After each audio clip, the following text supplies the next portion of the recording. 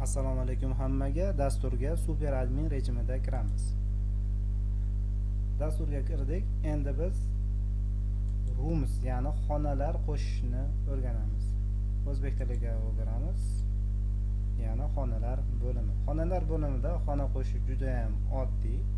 Bu yerda plus tugmasi bor. Plus tugmasiga bosib, xonani masalan 3-xona, 3 ta xona qo'shilgan bizga oldin, 4-xona deb qo'shamiz.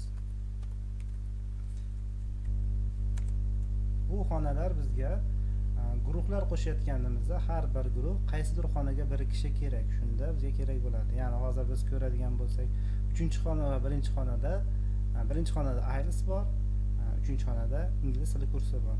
Xonaning ichiga kirganimizda bizda shakllangan, ya'ni Sanjarbek o'qituvchi ingliz tilida 14 dan 16 gacha dushanba, chorshanba, juma va yakshanba kunlari shu xonada dars o'tadi.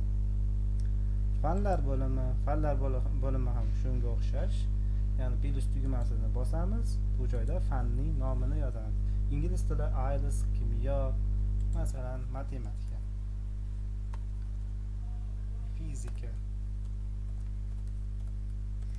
fizika deb yozamiz.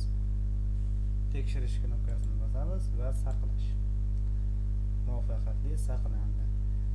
Saqlaganimizdan keyin bu bo'limlar o'qituvchilar kurslar davomida, masalan, o'qituvchilar 0, o'quvchilar yo'q. Ya'ni o'qituvchilarni shu fanlarga biriktirganimizda shu joyda bizda shakllanib boradi. Ya'ni biz ingliz tilida nechta o'qituvchimiz bor va nechta o'quvchi shu o'qituvchilarda ta'lim oladi. IELTSda nechta, bu nechtaligi shakllanib boradi. Hozircha shular. Keyingi videoda biz o'quvchilar qo'shish va ularni filtrlash, Excelga olish, SMS jo'natish shularni ko'ramiz.